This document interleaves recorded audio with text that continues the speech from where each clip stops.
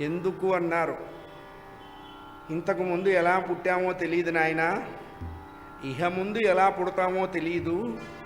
ఏతావాత తెలిసి పుట్టింది ఇప్పుడే, తెలిసి పుట్టిన ఇప్పుడు ఇహ పుట్టకుండా చేసుకోవటం నేర్చుకో. ఆ నేర్చుకునేటువంటి సాధనలే ఇవన్నీ కూడా.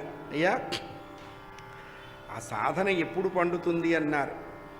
సాధకుడు నిర్మలమైన మనస్సుతో నిశ్చల చిత్తంతో అహంకారాన్ని విడిచిపెట్టి ధర్మబద్ధమైనటువంటి జీవనాన్ని కొనసాగించడం మొదలు పెడితే సాధన పండుతుంది.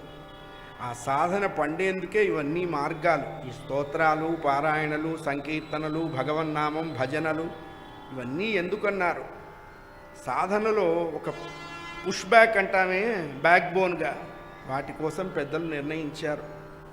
అటువంటి సాధన చేసి శ్రీరామ దివ్య అనుగ్రహాన్ని పొంది త్యాగయ్య గారికి సంగీతం జీవితమైంది, మిగతా వాళ్ళందరికీ జీవనమైంది. జీవితమైతే ఏమిటి లక్షణం అన్నారు. ఇహ పుట్టడం లేదు అన్నారు.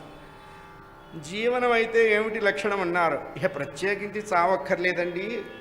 ఏ రోజు సింహాచల శాస్త్రి గారిని కథకు పిలవకపోతే ఆ రోజు ఆయన చచ్చిపోతాడు. సంగీతం జీవితమైంది త్యాగయ్య గారికి. చూడండి, త్యాగయ్య గారి సంగీతం తెలిస్తే విద్వాంసుడవుతాడు, సాహిత్యం తెలిస్తే పండితుడవుతాడు, వారి భక్తి తెలిస్తే భాగవతోత్తముడవుతాడు. అందుకే త్యాగయ్య గారు ఆయన ఎక్కడైనా ఏ రాజు ముందన్నా పాడాడా అండి? పద్మవిభూషణులు, భారతరత్నాలు, నోబెల్ పురస్కారాలు, ఆస్కార్ అవార్డులు ఏమన్నా కోరాడా? ఆయన పాట రామచంద్రమూర్తి విన్నాడు, అది అదృష్టం. రాముడు విన్నాడండి. రామచంద్రుడు అంతటి వాడు కూర్చొని పక్కన సీతమ్మ వారిని కూర్చోబెట్టి, త్యాగయ్య ఈ కీర్తన పాడరా వింటానంటే ఇంక అంతకంటే అదృష్టం ఏమన్నా ఉందా లోకంలో? అందుకనే ఆయన త్యాగానికి చక్రవర్తి. ఏం త్యాగం చేశాడు అన్నారు.